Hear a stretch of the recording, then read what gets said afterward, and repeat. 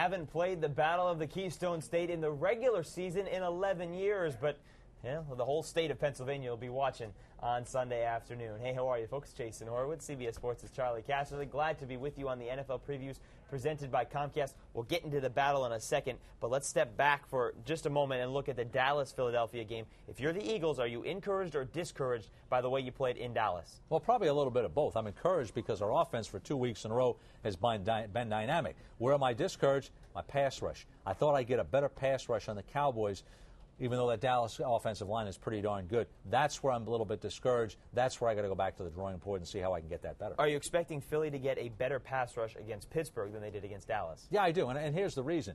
I think that when you look at your matchups in the offensive line, especially Trent Cole, the right defensive end for the Philadelphia Eagles, and Marvell Smith, the left tackle for the Steelers, I think this favors Philadelphia in this game, plus they're at home. Crowd noise, I think you'll see more of a blitz from Jim Johnson, the Philadelphia Eagles. But what about the fact that Pittsburgh is so balanced offensively? Parker, Ward, Holmes, all having good seasons. Yeah, let's look at their stats up here on the graphic.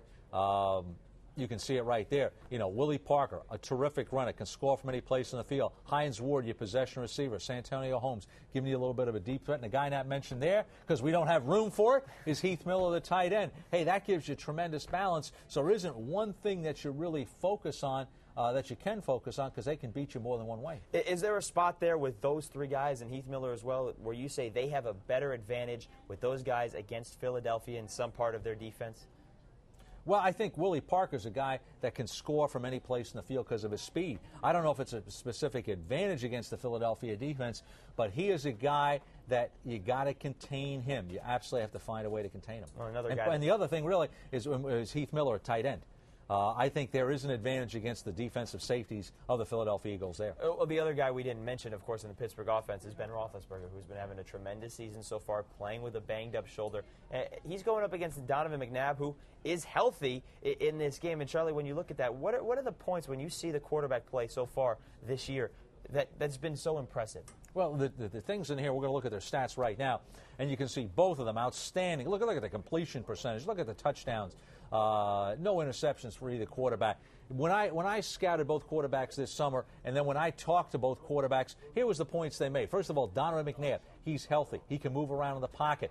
What does that do? It keeps plays alive, and it puts more pressure on the defense. So he felt he was better, and we'll see it in the first two games. Ben Roethlisberger, when I talked to him in the spring, tell me what's going to be different this year. How are you going to improve? He says the knowledge of the offense. We call a lot of plays at the line of scrimmage. That gives you flexibility. That means you have more chances to take advantage of the defense.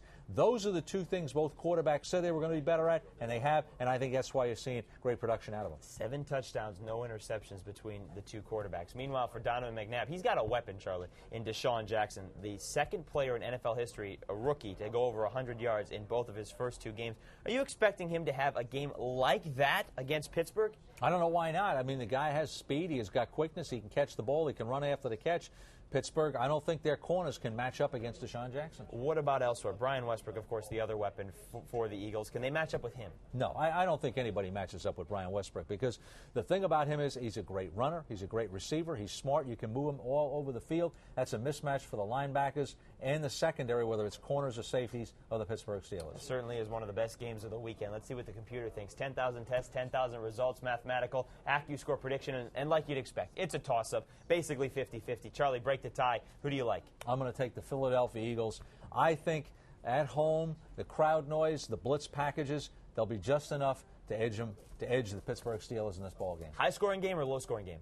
I think we'll see points in this game. I think it'll be a high-scoring game. I think we're going to see them as well. It's a 4:15 start on CBS, certainly one of the games of the weekend. And for more on this one or any other in Week 3, be sure to stay with CBSSports.com. Watch everything else on the CBS Audience Network. For Charley Casserly, I'm Jason Horowitz. Take care, folks.